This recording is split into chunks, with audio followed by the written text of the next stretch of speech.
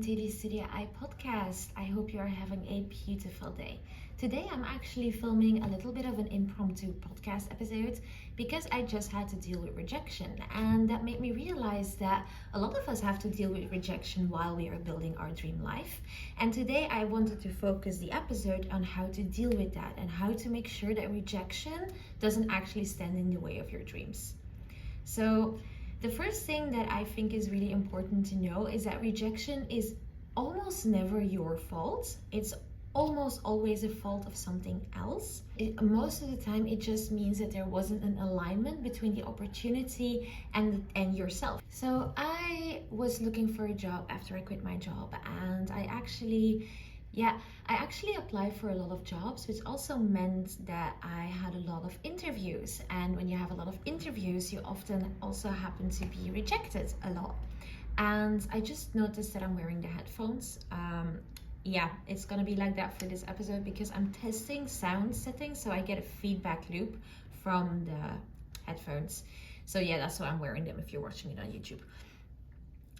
They're actually my boyfriend's, and they're really, really comfortable.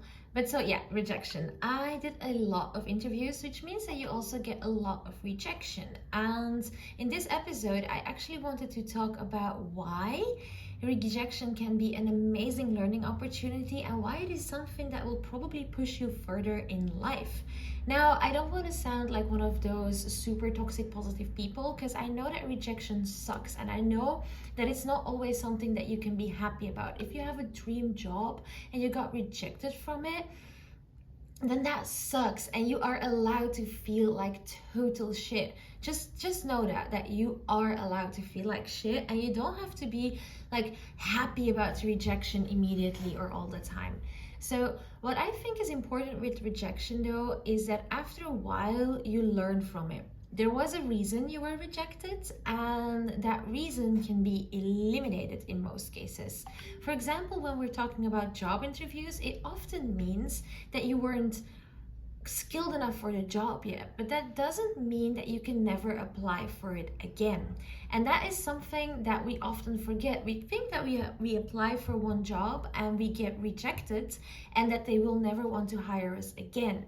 But if you think about it, it's just them saying you're not good enough yet. It's not saying you will never be good enough for us, but they're not saying you will never be good enough.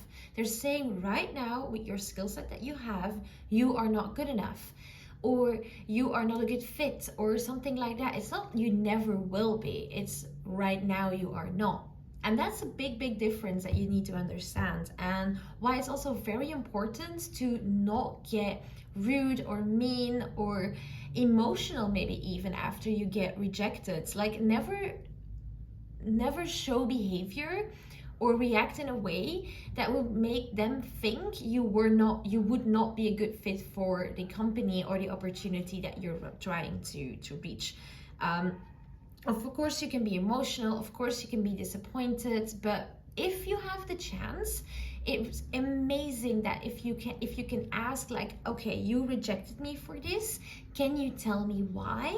And can you tell me what I need to do to be a fit for this opportunity? And I'm not only talking about jobs, it can also be about a dream apartment that you wanted or anything else. Just ask them why they didn't approve you, and take that as a learning opportunity and see like the things that they told you that weren't good enough, whether those are things that you want to work on or that you can work. Sometimes rejection isn't fair. Like sometimes you're dealing with blatant racism. You can't fix the color of your skin, or sexism. You can't help that you're a woman or a single mom or things like that.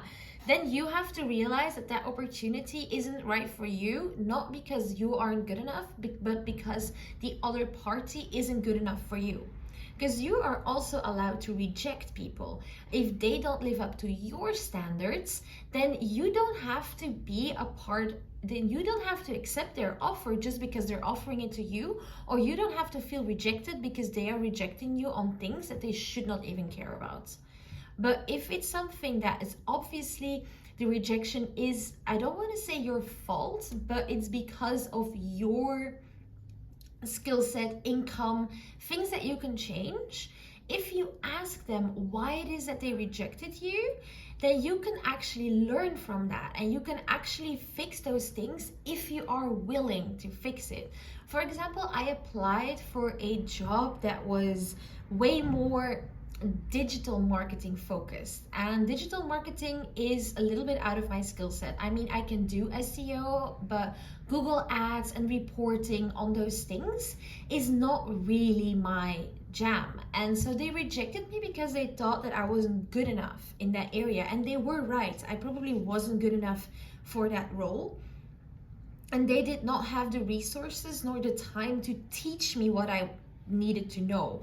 So they rejected me, and I asked why, and that was the reason that they gave me. And it totally made sense. I mean, I went out on a leap and I applied for a job above my skill set, which I do encourage you to do, by the way. If your dream job is out of your current skill set, apply for it anyway and explain to them why you could be a fit for the role, and like the things that you are willing to learn and that you can learn very fast.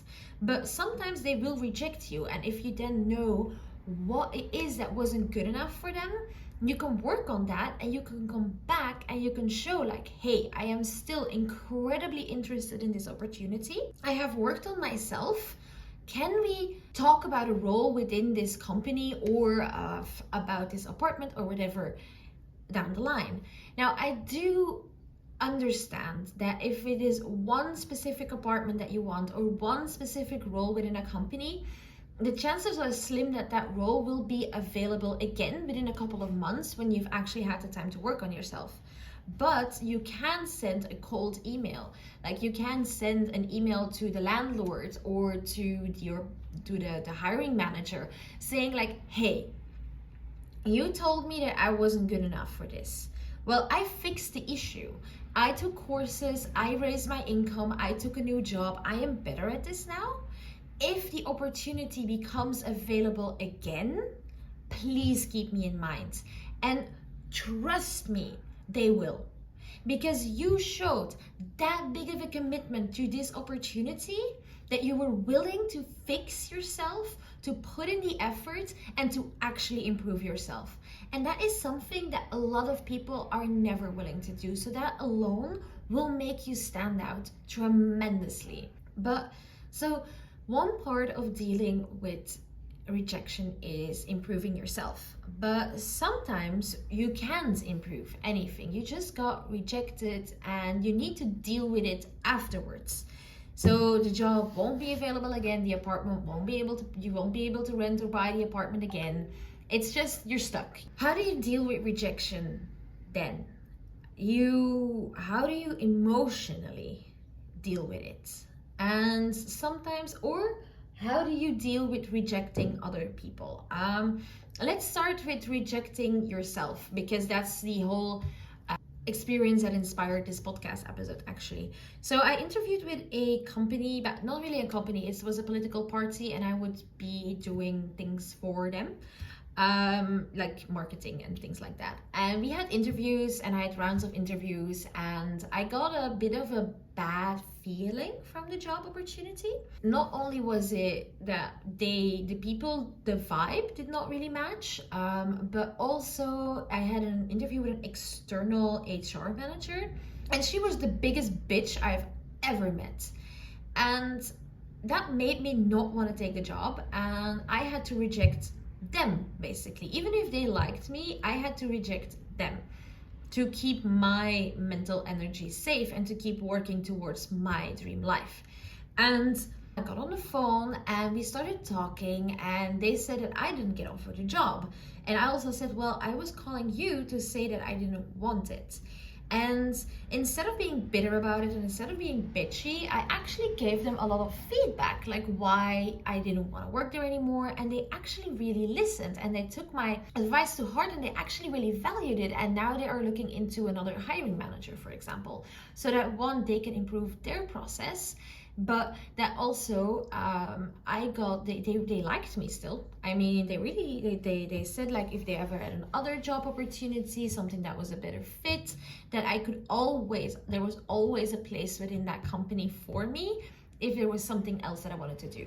So I got on their good side by actually giving feedback. Like, I didn't hold back. I was not like a little, like a, yeah, I would say a little bitch who just took the rejection as something personal. I actually gave them feedback. I was like, I understand.